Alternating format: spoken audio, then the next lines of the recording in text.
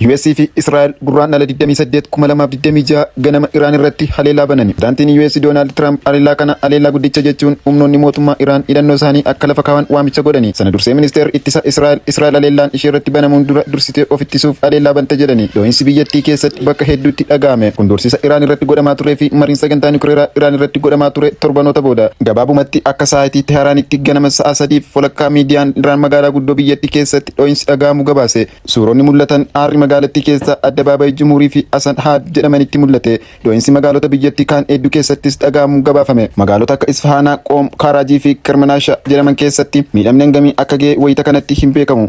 Viidiyoowwan miidiyaa hawaasaarra naanna'an namoonni naannoo dho'iinsa kanatti rifaatuun yoo fiigan sagaleen iyyaa fi boo'ichaas jalaa ni dhaga'ama. Wayita haleellaan raawwatame kaasee Iraan daangaa qilleensa ishee cufu ishee Times News Agency gabaase. Tiraamp opereeshinii kana guddaa fi kan itti fufu jechuun ibse. Teheraan bakka hedduutti aarri samii keessa akka mul'atu viidiyoowwan mirkanaa'an ni agarsiisu. BBC'n Verify akka mirkaneeffatetti viidiyoo tokkorraa akka mul'atutti gamoon dhiyeenya waajjira hoogganaa olaanaa Iraan Ayatollah Ali Khamenei irraa kiiloomeetira tokko lafa caalle irraa aarri mul'ata. BBC Verify akka mirkaneeffatetti viidiyoo tokkorraa akka mul'atutti gamoon dhiyeenya waajjira hoogganaa olaanaa Iraan Ayatollah Ali Khamenei irraa kiiloomeetira tokko lafa caalle irraa aarri mul'ata. Gamoon achi ture kallattiin haleelamuu hadhiisu viidiyoon kun waan mirkaneessuun qabu. Waajjirri pirezidaantii xiyyaafannoo akka ture gabaafame. Suurri kan biraan mirkanaa'e naannicha aarri yabbuun kan dukkanaa'e manneen jireenyaa fi suuqiiwwan irraa samiitti ol aaru ni mul'ata. Kunneen gabaasa iddoo biraati. Ministeerri dhimma alaa Iraan Abbaas Agaach biyya isaanii humna waraanaa qabdu hunda fayyadamuun akka of ittisu ibsani. Iraan mirga waraana ofirraa qolachuu qabduun humna ishee hunda akka fayyadamtu ibsan. Biyyoota galoo galaanaaf ergaa dabarsaniin Abbaas Argachiin gitawwan isaanii ministeerota dhimma alaa biyyoota galoo galaanaa jechuunis Saudi Arabiyaa, UAE, Qatar, Kuwait, Baahireenii fi Iraaqiif bilbiluun Iraan tokkummaa ishee tiksuu fi humna of ittisuu fi dandeettii waraanaa qabdu hunda ni fayyadamti jedhani. Argaachiin Ameerikaa fi Israa'el humna waraanaa fi qubsuma isaanii karaa hin malleen akka dhimma itti baane gaafatama isaanii ba'an biyyoota kanneen hubachiisaniiru. Trump viidiyoo miidiyaa hawaasaa ofii Truth Social maxxanseen US haleellaa kana keessatti hirmaachuu mirkaneesse. Yeroo gabaabduu dura waraanni US opereeshinii guddaa Iraan keessatti eegaleera jedhe Trump. Dabaluunis kaayyoon keenya balaa ifatee kan sirna Iraaniin aggaamamu balleessuun uummata Ameerikaa tiksuudha jedhe. Galmi Waashingitan Iraan nukleerii akka hin qabaanne mirkaneeffachuudha. Uummanni Iraan da'oo keessa tura. Manaa isin bayyinaa jedhe. Yoo goolamnutti mootummaa keessan harkatti galfadhaa jedhe. Mootummaa dhuunfachuun gahee keessan ta'a jedhe. Kun carraa keessan kan dhaloota hedduu keessatti al takka qofa argattanii. Ministeerri muummee Israa'el Benjaamin Netanyahuunis uummata Iraaniif waamicha ol fakkaataa dabarse. Yeroo lammiileen Iraan hundi waanjoo abbaa irree ofirraa darbatanii bilisummaa fi nagaa Iraaniif fidan ga'eera jedhe. Netanyahuun Trump galateeffachuun Iraan balaa ilmaan nama akka hin taane nukleerii hidhachuu hin qabdu jedhe. Tarkaanfii waloo keenya lammiileen Iraan hiree isaanii harka isaaniitti akka deeffatan haala mijataa uuma. Lammiileen Israa'el ajaja biyya keessaa kennamu akka hordofanis hubachiise. Ministeerri ittisa Israa'el labsii addaa fi kan yeroo muddamaa labseera. Waraanni Israa'el misaayilota Iraan irraa dhukaafaman adda baafachuu hime. Kanneenis yeroo barbaachisutti qolachuu fi aleeluu akka jiru beeksise. Magaalaa Haifaa fi Israa'el iddoowwan garaagaraa keessatti dho'iinsi dhaga'ameera. Haqolatamu yookaan dhiibbaa haqa qabsiisu wanti beekamee hin jiru. Biyyichatti miidiyaan mootummaa Baahireen akka gabaasetti weertuun tajaajila xiyyaara waraanaa US Navy 5 Fleet kan Baahireen keessa jiru misaayilaan aleelameera. Kun kan ta'e ministeerri dhimma biyya keessaa Baahireen sagalee akeekkachiisaa dhageessisuun hawaasni akka tasgabbaa'uu fi iddoo of eeggannoo qabu dhokatu erga hubachiiseen booda.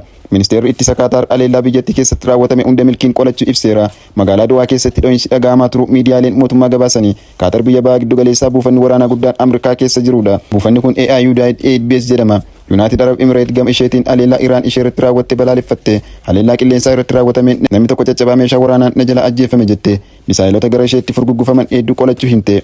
Israa'el uummanni akka walitti hin qabamne mana barnoota akka hin deemne dirqama yoo ta'e malee gara hojiis akka hin deemne akeekkachiiste. Qajeelfamni kun hanga wiixata galgala sa'aatii 2tti tura jedhan aanga'oonni ishee.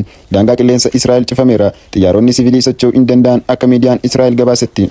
Daandiiwwan qilleensa addunyaa tokko tokko balalii gara bahaa giddu galeessaa adda kutanii jiru. Daandiin qilleensa Jarmanii fi Lufthansaan balalii isaanii sanbattanii gara Dubaay fi Dubaay irraa haquu beeksise. Balalii gara magaalota Israa'el, Libaanoonii fi Omaanis hanga bitootessa 7tti adda kutu ibse. Daandiin qilleensa Wizz Air gama isaatiin balaliiwwan isaa Israa'el, Dubaay fi Abu Dhabii fi Amaan yookaan Joordaan hanga bitootessa 7tti adda kutu beeksise. Daandiin qilleensa Virgin Atlantic gama isaatiin yeroodhaaf daangaa qilleensa Iraaqii akka hin seegne beeksise. Balalii sanbata duraa kan London Heathrow Dubaay haqe. Abbaan taayitaa aviyeeshinii Kuwait balaliiwwan gara Iraan godhamu kamuu hanga qajeelfamni biraa bahutti akka adda citan ajajuu miidiyaan mootummaa gabaase.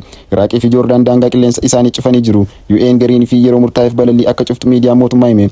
UK'n qajeelfama imalaa baafteen lammiileen gara Joordaan, Sooriyaa, Libaanoon, Iraaq, Yemen, Turkii, Saudi Arabiyaa fi Omaan imalan of eeggannoo akka godhan akeekkachiiste. Hoogganaan mirgoota namoomaa UN Volker Turk of eeggannoon akka godhamu qaamoleen hunduu muddama akka hir'isan gara mariitti akka deebi'an waamicha godhani.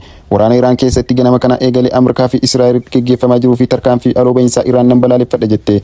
Akkuma yeroo hundaa waraana keessatti lammiilee nagaatu gatii hadhaawaa kaffala jechuun lammiilee nagaatiif akkaataa seerota idil addunyaatti eegamsi akka godhamu waamicha goote. Dippiloomatiin gamtaa Awurooppaa Kaajaa Kalaas taatee kana taatee kana balaaleffamaa jechuun ibsite. Gamtaan Awurooppaa Iraan irraa qoqqobbii kaa'eera. Dhimma niwukileeraas taanaan furmaanni dippiloomaasii akka dhufu deeggarra jette. Dhimma kana ministeerota haja alaa Israa'elii fi biyyoota riijinichaa waliin dubbachuu X ishee irratti barreessite. Eegumsi lammiilee nagaaf godhamuu fi seerri namoomaa idil addunyaa akka dursa argatu dubbii himaan mootummaa UK gama isaaniin biyyi isaanii muddamni walitti bu'iinsa bal'aa riijinichatti uumuu akka jiraatu hin feetu jedhani. Dhimmi dursa kennamu nageenya lammiilee UK nuti dantaa keenya kabachiifachuufis qophiidha jedhani. BBC'n akka mirkaneeffatetti UK'n aleellaa US fi Israa'el banan kanatti hin hirmaanne.